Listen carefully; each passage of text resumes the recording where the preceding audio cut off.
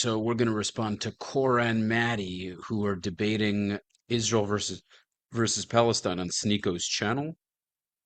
Make sure to subscribe to the channel, to my channel, like the video, comment. Follow me at Rafi the Realtor for all of your real estate needs in Miami and the greater South Florida area. And you can support my work by going to the Buy Me a Coffee link, which can be found in the pinned comment or description. Let's get into it.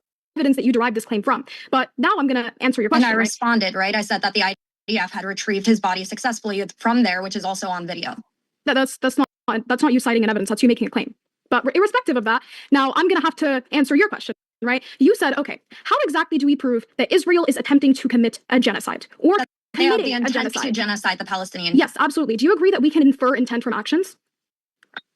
Not entirely. I think that you'd have to show me some specific military objectives that directly show a disregard for the Palestinian safety that do not coincide with valid military objectives. Okay, so you said not necessarily exactly, right? So we can't independently infer intentions from actions? No. Or on its own? No. Okay, so let's do this then. We're going to have to appeal to something as simple as this speech. Now, are you familiar with the clip where Benjamin Netanyahu explicitly compares what's going on in Palestine with the Amalekites? And are you familiar with who the Amalekites were? Yes. All right, who were the Amalekites? They were the biblical enemies of biblical Judea. Okay, and what did God say that you were supposed to do to them? That you are supposed to annihilate them. Annihilate all of them, correct? Yeah. Women, children, infants, camels, donkeys. Does that sound like genocide to you? No, because when you're looking at it, Netanyahu was specifically referencing Hamas in this speech. What you're trying to do is take things out of context. And if you're going to go down the route of using words in order to infer genocide, then I'm going to have to ask you to basically excuse a lot of statements that have come out from Hamas's own leadership, such as Fatih Hamad, who openly states that they will cleanse the land of the filth of the Jews. And this is something in which he directly references the Jews, unlike Netanyahu.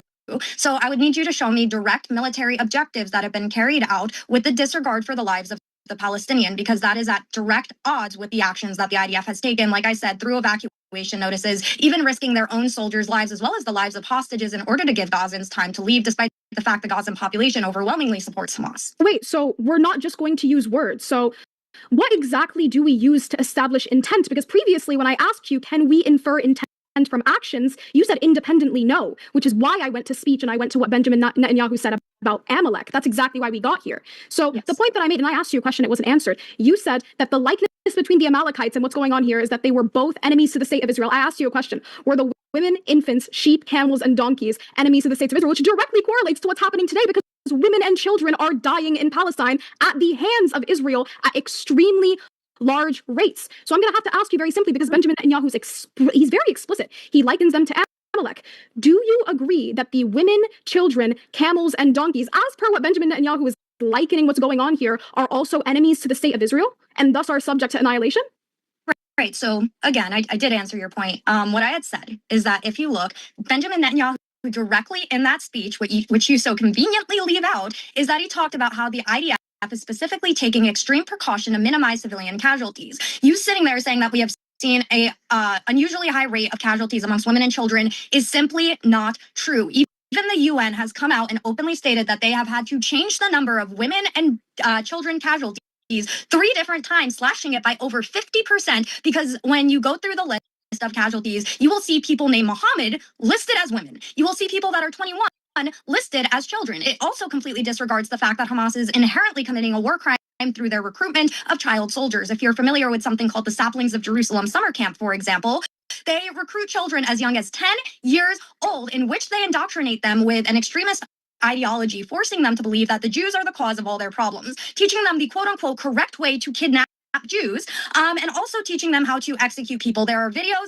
and photos, and this is something that Hamas themselves openly promotes. So once again, I'm asking you, please do not just go based off of empty words, because if you look at the actual death count, you would see, according to John Spencer, who is known as the urban godfather of modern combat, teaches it at West Point, the most highly decorated military academy America has, that Israel actually has the lowest civilian-to-combatant death ratio in modern history through their extensive care to minimize civilian casualties, despite the fact Hamas does not have a single military base. They do not wear military uniforms. They have embedded themselves entirely throughout the civilization of Gaza. And there were over 4,000 Gazan civilians, need I remind you, who broke in alongside Hamas on October 7th and went so far as to hold hostages in their own homes, hide Hamas from the IDF. Not a single one of them came forward when Israel offered a financial reward as well as safe evacuation to give information on the whereabouts of the hostages. So again, please show me direct military objectives that would prove dualis specialis. Show me Israel saying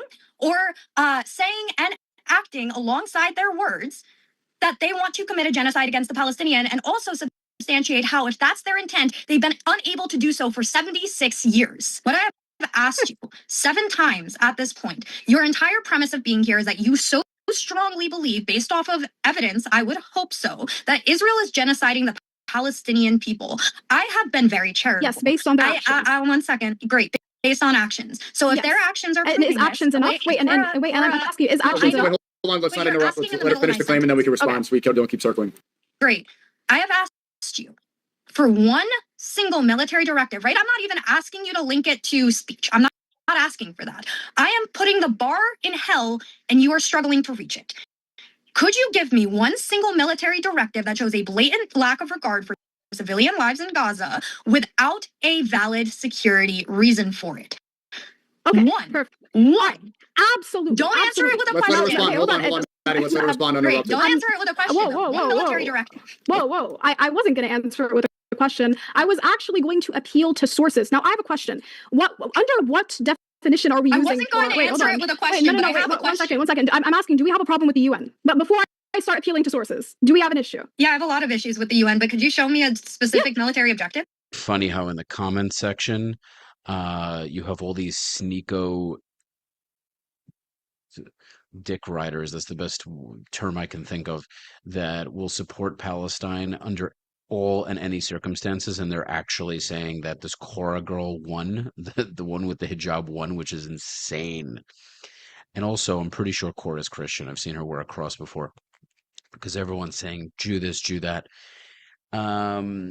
It's very clear who came more prepared. Maddie knows a hell of a lot more than Korra does. Korra debates religion solely. She does not have the knowledge on the Israeli-Palestinian conflict. It's very clear.